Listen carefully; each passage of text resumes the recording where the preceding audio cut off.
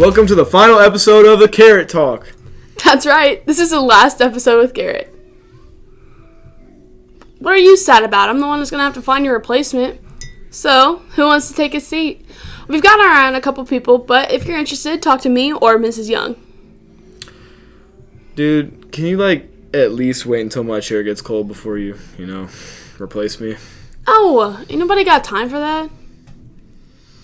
Oh, I'm sorry. Thank you. Of course, Sugar Plum. Okay, on to the episode.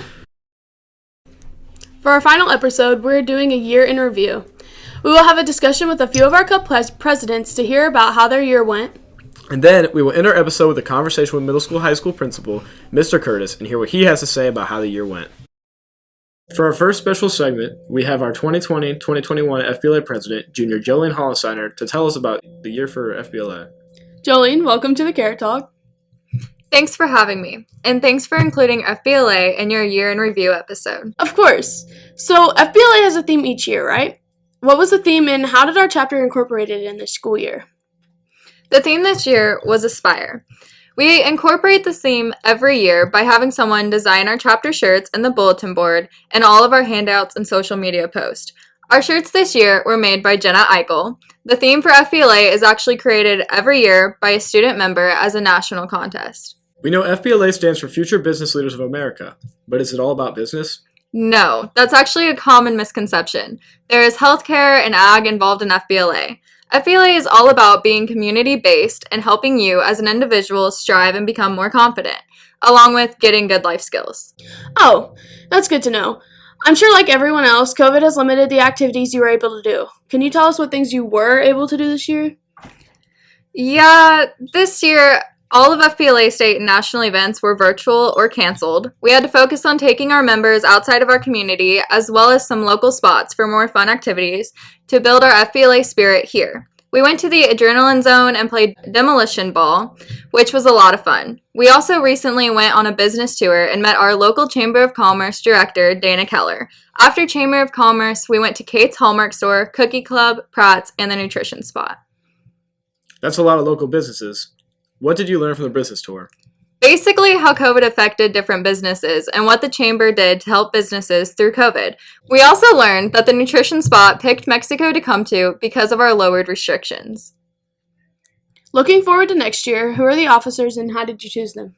I will be the student advisor, and the president next year will be Jenna Eichel. Then we have the vice president, Emily Vanoy, secretary, Brianna Cochran, treasurer, Gavin Allen, social media and points reporter, Ivy Hayes. We have a panel of community business leaders that interview us and then place us in our position. Lastly, what would you like to say about anyone thinking about joining FBLA next year, but wondering if it's for them? I would encourage everyone to try it out. It's not all about business. It's also about your personal growth and leadership skills. We learn a lot of skills that will transfer into many different areas. Thank you so much for visiting us and for letting us all know about your FBLA's year in review. My pleasure. Now we're going to move to FFA. Joining us now is our FFA chapter president, senior Emily Hoyt. Emily, thank you for joining us. Thank you so much for doing this. I'm glad to be with you. So, we know FFA members are always extremely busy during this year. How did your year start out? This year has been full of unexpected events and cancellations. However, all of our members have been persistent and flexible while still continue to work with their SAEs, which are supervised agriculture experiences, and excel in many contest areas. While the year started off rocky, members with livestock began to exhibit at shows across the state and found themselves placing high in their specific species classes and showmanship divisions. Other members also tried something new, curing bacons for the first time, and selling them to community members at the local fair. Bacon. Now that's something I know a lot about, but not how to cure it. I heard about a battle of the chapters. What can you tell us about this? That was in August. It was the Area 5 Battle of the Chapters. We took home new teamwork skills and the second place trophy. Nice. I'll go ahead and ask, who got first? Van Far. Ugh. Anyway, anything else worth mentioning about this fall? Our trap shooters were able to compete at many shoots despite the rain, wind, and believe it or not, snow. In September, we attended the Area 5 Leadership Conference, which was very insightful. We had our fruit sales, which ended up being our best sale yet. And then, of course, National Convention, which obviously looked a lot different this year. Our members could not be found in Indianapolis, Indiana. However, our members could be found on the National FFA Convention TV, as we were recognized as a premier chapter, which is one of the top 10 chapters in the nation. During the National Convention Week, members also paired up with FCA members and completed a community service project, packaging over 800 meals for our local food pantry. Shortly after, we had fall public speaking contests at the area, district, and state levels. During the Christmas season, we also started a new community service project, collecting donations to decorate a Christmas tree during basketball games, and all the funds stayed right here in our school. Okay, so bring us into the new year. What was it like for FFA? The year 2021 started off strong for many FFA members, and scholarship and contest season was in full swing. Members had a great National FFA Week, serving Ag Appreciation Breakfast to over 200 community members, having a tractor parade into school, learning how to advocate for agriculture at our advocacy dinner, and finishing off the week learning about the agriculture industry on the SAE tour. I hear about people talking about CDEs. Can you tell us about this? CDE stands for Career Development Event. Our members participated in many CDEs such as soils, livestock judging, meat evaluation, floriculture, poultry, and agriculture sales. Several teams were able to compete at the state level, placing as gold emblem teams. Our ag sales team will be representing our state at nationals in the fall, and Justin Dinky won a state proficiency award and will go to the national convention also. All right, let's go ahead and move into the spring. Tell us about the latest news. Our first annual greenhouse sales kicked off in the middle of April and was a huge success. At State FFA Convention, limited members were able to attend and receive awards, but our chapter was well represented and our students were recognized for their accomplishments over the past year. And to make convention even better, winning first place in the dance battle in front of everyone was Tucker Robnett. We're gonna need that video, please. And I will get on it.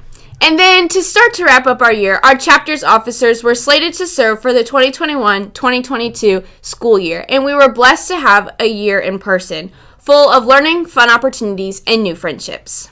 Thank you so much for all of that. For our last question, we're asking all of our guests this question. What would you like to say to anyone thinking about joining FFA next year, but wondering if it's for them?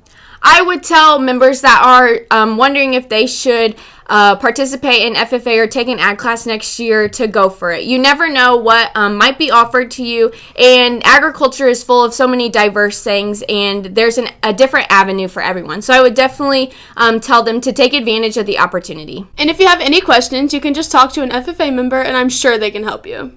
Thanks again, Emily. Thanks for having me. Joining us now is the Art Club President, Senior Aubrey Stafford. All right, so Art Club. Do you guys just get together and paint or what? No, we do focus quite a bit on art-related topics, but we try to incorporate other fun activities and community service-based events. Okay, let's start with art-related events. What are some things you guys did this year? We tie-dyed our club shirts, and for our fundraiser this year, we made personalized masks, hats, and bandanas. I saw the shirts. They turned out really well. Thanks, it was a lot of fun. Now, what about the non-art activities?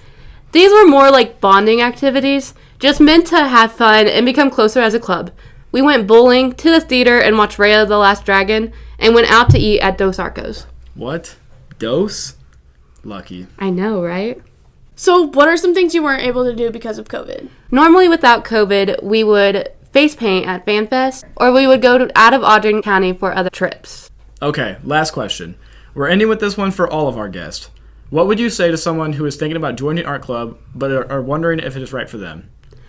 We are a really close-knit club, and if you want to come have fun, it's the right club for you. It's too bad you guys didn't get to do as much as you usually do, but you guys still had a fun year. We did. It was a great year. Thanks for joining us. For our final segment, we have Mr. Curtis here to give us a wrap-up on his take on the past school year. Mr. Curtis, thank you for joining us. Thank you. Glad to be here. Some people joke around saying that we finally reached the end of the longest school year ever. But that's the truth, right? This has been an extra long year. I would say this is officially the longest for the 4-day school week. This is the longest year. You're right. How do you feel the school has gone pandemic and all? So, without a complete closure, I think it's been a success. We had a solid year for what we were dealing with. I think everybody did a nice job with the masks and just throughout the year, social distancing, etc. So, for the most part, I mean, a few kids were quarantined, but we weren't in a complete closure. So, I feel like it was a successful year. Do you attribute our success to the extra rules and mandates going on that happened in the beginning? So I think just community-wide, like everybody taking it seriously, making sure that we did have mandates in place. I think the distancing was important at lunch. I think everybody did as good a job as they could with the masks. Hand sanitizing stations throughout the building. What we chose to do with, grouping of families on the buses. I think that it all did, attribute, but also I think just, students doing their part, which I don't think happened everywhere, but I thought our students did a nice job of trying to do their part. Do you feel like learning has suffered with a mix of in-seat instruction and virtual due to being quarantined? So that was a concern. One of the biggest concerns is what the educational process would suffer or not. I feel like the teachers did a great job of sending Zoom links, making sure, checking on Canvas, emailing kids, even phone calls if needed. Just trying to make sure that the kids that were quarantined, nothing replaces in-seat instruction, but I feel like it was as good as it could possibly be. When kids were out for about 2 weeks, I thought the teachers did a real nice job keeping everybody on the same page. Are you looking forward to summer after a long school year that started early August and will finish very late in May? I think everybody is. I think everybody's ready.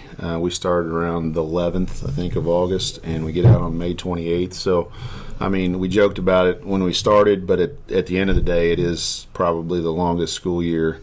4-day, 5-day minutes in seat. Like, it's been rough on everybody. But hopefully next fall we'll be back to normal in-seat, instruction with no mandates, and we can kind of all get back to normal, and life as we know it will be, hopefully a lot like what it used to be. So, do you even get a summer break?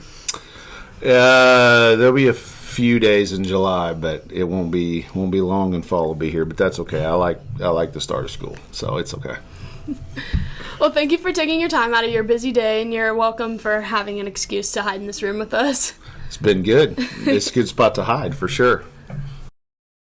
And that's a wrap on our year in review. Don't forget, you still have sports. Track sectionals are tomorrow, all day at South Galilee. Baseball districts is today at 2 at Sturgeon. All right, you ready? It's the last one. I guess so. We're happy to be here. We're happy you're here. See you next time. That's it.